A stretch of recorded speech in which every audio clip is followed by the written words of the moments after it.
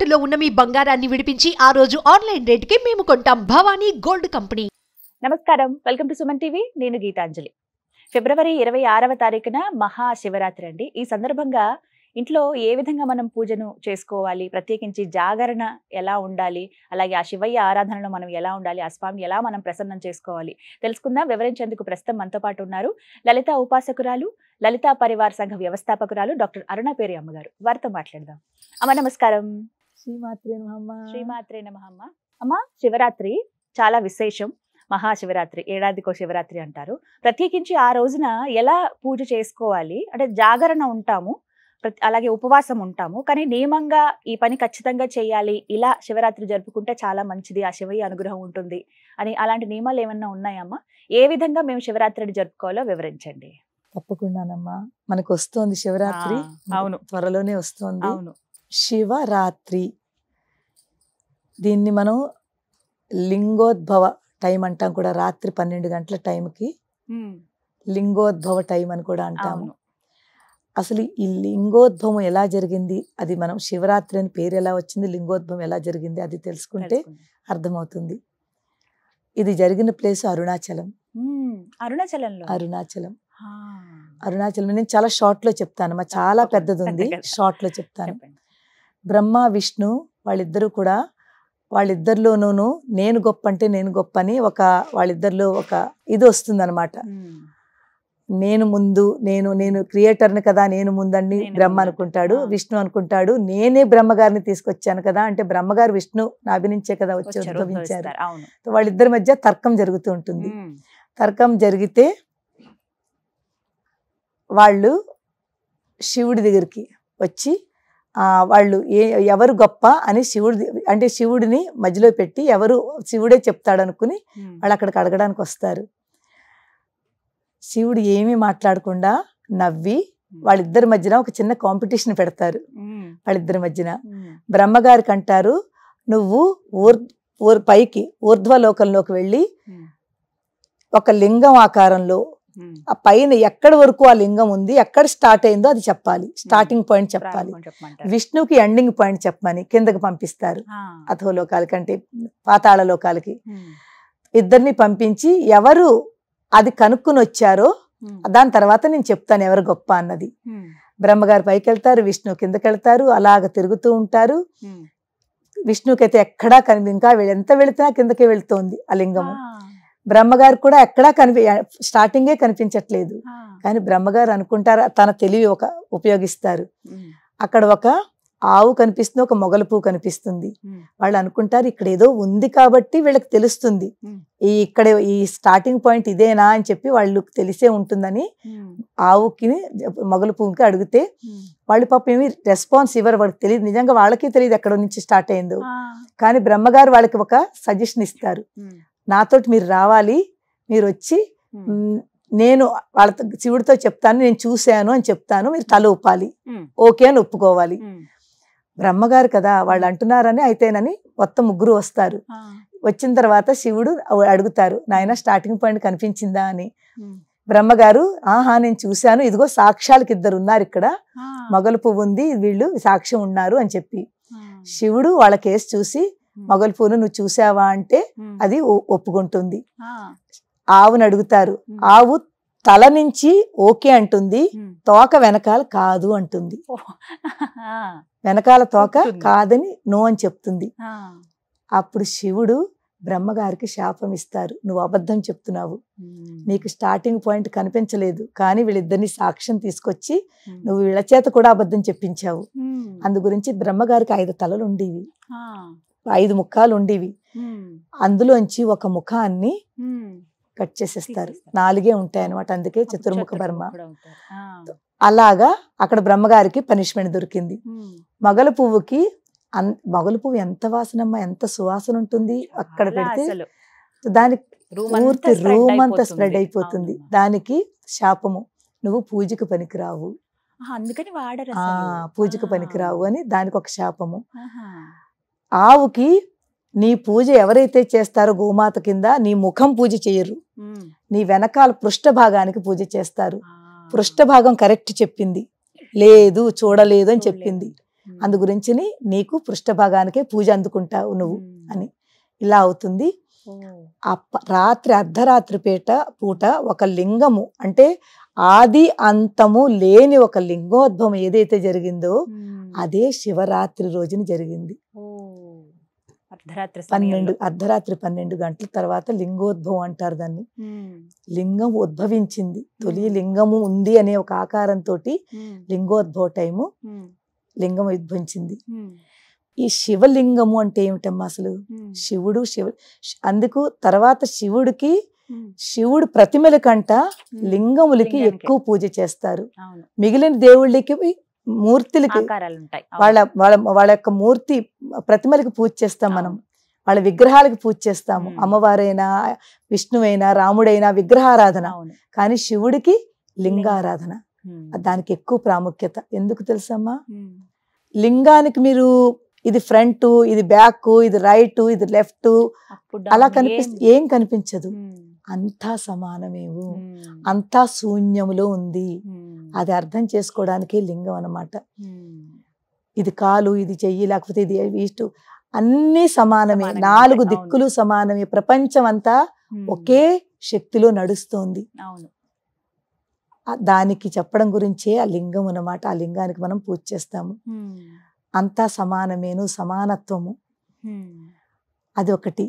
తర్వాత శివరాత్రి రోజునమ్మ ప్రతి వాళ్ళు చేసుకోవాల్సింది ఏమిటి? ఉపవాసం ఎందుకు ఉండాలి? ఉపవాసము అంటే ఏమిటి? ఉపవాసము దేవుడికి దగ్గరగా ఉన్నదాన్నే ఉప అంటే దగ్గర, వాసము అంటే ఉండడం. భగవంతుడికి దగ్గరగా ఉండి భగవత్ నామస్మరణ చేసుకుంటూ రోజంతా గడపడము. భోజనం దగ్గరికి వచ్చేసరికి మనం ఉపవాసం రోజున ఎంత తక్కువ తింటే మన దైవం మీదకి దృష్టి వెళుతుంది. అందుకు చేస్తారమ్మా. రోజంతా తినేసి మనం దేవుని తలుచుకుంటుంటే మనకు భోజనం మీద మిగిలిన వాటి మీదగా ఎక్కువ దృష్టి వెళుతుంది.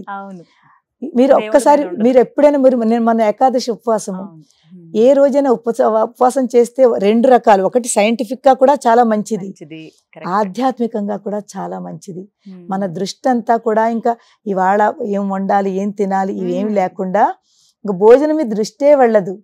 మనం కాస్త ఉన్న టైం అంతా కూడా దైవనామస్మరణ చేసుకుని మంచి పనులు చేస్తాము. ఉపవాసం ఉన్నప్పుడు మనసు ప్రశాంతంగా ఉంటుంది కదమ్మా. ఈ ప్రశాంతత ఇలాగ ఉన్నప్పుడు మనం చేసి ప్రతి పని చాలా మంచి పని చేస్తాం, మంచి కర్మలు చేస్తాము.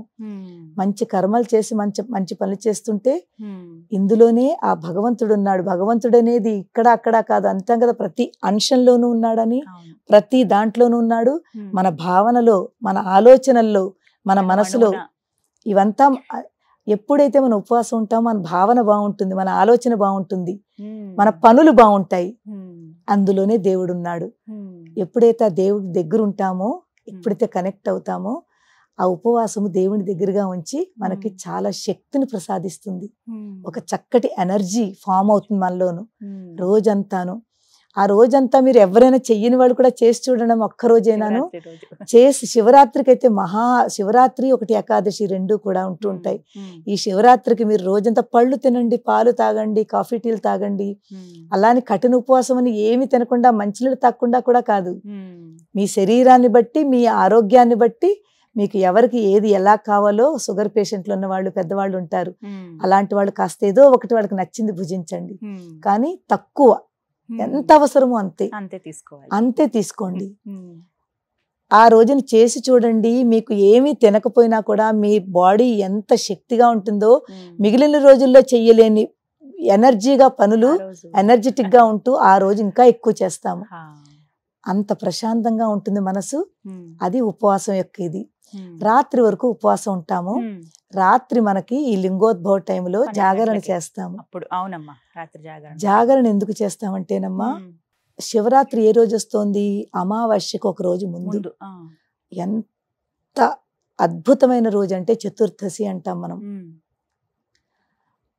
శక్తులు ఏదైతే ఉంటాయనమ్మా, రోజంతా కూడా మనకి ఈ శక్తి స్వరూపాలు ఏదైతే తిరుగుతాయో, చీకటి శివరాత్రి అంటే అమావాస్యకు ఒక రోజు ముందు అంటే ఒక చీకటి ఉంటుంది, అంధకారము. అంధకారం అంటే రాత్రిపూట ఏమిటి ఉంటుంది, కామ్గా ఉంటుంది, ప్రదేశం అంతా కూడా చాలా కామ్గా, అందరూ నిశ్శబ్దంగా ఉంటుంది. నిశ్శబ్దంగా ఉన్నప్పుడు ఈ శక్తులు ఏవైతే ఉంటాయో ఆ శక్తులు యాక్టివేట్గా ఉంటాయి. అమావాస్యకు ఒక రోజు ముందు ఈ శివరాత్రి రోజుని ఆ శక్తి స్వరూపాలు కూడా అలా చాలా యాక్టివేట్గా ఉంటుంది. ఎప్పుడైతే మనం జాగరణ చేస్తామో, ఉపవాసం ఉండి జాగరణ చేసి రాత్రి 12 వరకు 12:30 వరకు ఉంటామో, ఆ శక్తి ఎనర్జీ, శక్తి అంటే ఎనర్జీలు, ఆ ఎనర్జీలంతా కూడా మన లోపలికి వచ్చి మనని ఆ శక్తివంతంగా చేసి మనకు తెలియని ఒక మహాశక్తి మన లోపల ఫామ్ అయిపోతుంది జాగరణ చేస్తే. ఎందుకంటే తెలివిగా ఉంటాము. ఒకటి రాత్రి ఆ ప్రశాంతతలో ఉన్న శక్తులన్నీ కూడా మన లోపలికి చోటు చేసుకుంటాయి. ఇప్పుడు పూర్తి చీకటి ఉన్నప్పుడు ఒక్క చిన్న దీపం వెలిగించండి, మనకు ఎంత కాంతివంతంగా, ఎంత ప్రకాశము. ఆ శక్తులు మనలో ఆ ప్రకాశ రూపంలో ఒక జ్ఞానోదయం మనకు జరుగుతుంది. మనలో ఉన్న జ్ఞానము ఇంకా మనం పెంచుకుంటున్నాము. ఒకటి ఉపవాసము, 2 దైవనామస్మరణ, 3 మంచి భావన, మంచి పనులు, మంచి ఆలోచనలు. ఇవన్నీ కలిసి రాత్రి ఎప్పుడైతే ఈ శక్తి స్వరూపాలు మన లోపలికి తీసుకుంటున్నామో అది మనకి ఎంత మన శరీరానికి చాలా చాలా మంచి జరుగుతుంది. చాలా ఆనందంగా ఉంటాము. తర్వాత దైవీపరంగా దేవనామస్మరణ చేసుకుని శివుడికి దగ్గర అవుతున్నాము, ఎంతో దగ్గర అవుతున్నాము. ఆ లింగోద్భవ టైంకి మనం ఉన్నాము అంటే ఆ లింగోద్భవం యొక్క దర్శనము మనం చేసుకుంటాం. అందుకే వేద మంత్రాలతోటి మనం రుద్రం అది చదువుకుని అభిషేకాలు. ఎందుకంటే మంత్రశక్తి ఆ టైంలో మంత్రాలకి చెప్పాం కదా, ప్రశాంతతగా ఉన్నప్పుడు ఆ మంత్రశక్తులు 10 times పెరిగిపోతుంది. ఈ మంత్రాలకు ఉన్న శక్తి 10 times పెరిగిపోతుంది. నార్మల్గా డే టైంలో చేసిన దానికి ఈ రాత్రి శివరాత్రి రోజున రాత్రిపూట చేసిన దానికి మనం చేసిన మంత్రం, ఒక్క మంత్రం చదివినా, ఒక్క స్తోత్రం చదివినా, ఒక్క స్తుతి చదివినా 10 times దాని యొక్క ఎనర్జీ, దాని శక్తి పెరుగుతుంది. ఆ శక్తి మన ఇంట్లోనూ ఎక్కడ చేస్తున్నామో ఆ ప్రదేశంలోనూ మన లోపలికి డైరెక్ట్ ఫామ్ అవుతుంది. అంత ఎనర్జీ ఉందమ్మా, అంత శక్తి ఉంది, అంత ప్రాముఖ్యత ఉంది శివరాత్రికి. చాలా విశేషంగా, చాలా విశేషం అమ్మా. ఆలయాలకు వెళ్ళిపోతూ ఉంటారు, ఆలయాలకు వెళ్ళిపోతూ ఉంటారు. అవును, అక్కడ ఇంకా రుద్రం అవి చదువుతారు కాబట్టి ప్రతిధ్వనిస్తూ ఉంటుంది. నిజంగానే మనం ఎంత ప్రశాంతంగా ఉండి మనం ఎలా చదువుకుంటామో, సాధన ఒకవేళ ఏమీ చేయకపోయినా కనీసం ఒక అరగంట సేపైనా మౌనంగా ఉండి ఏదో ఒక మంత్రము, ఏ మంత్రమైనా, ఏ మంత్రం రాకపోయినా శ్రీమాత్రే నమః, ఓం నమ శివాయ, ఓం నమ శివాయ, లేకపోతే హరే కృష్ణ కృష్ణ కృష్ణ హరే హరే, హరే రామ రామ రామ హరే హరే, ఏదో ఒకటి పట్టుకోండి అమ్మా, చిన్నది పట్టుకోండి. 10 నిమిషాలు ప్రశాంతంగా మీరు రాత్రిపూట కూర్చోండి. అదే ఒక పెద్ద గొప్ప పూజ. మరి గంటలు కాకపోయినా ఒక 10 నిమిషాలైనా చేసుకుంటే చాలు. మనస్ఫూర్తిగా ఎక్కువ మీరు దానికి రూల్స్ అండ్ రెగ్యులేషన్స్ ఏమీ పెట్టుకోవద్దు. ఇలాగే చెయ్యాలి అస్సలు కాదు. భక్తితో ఉండండి.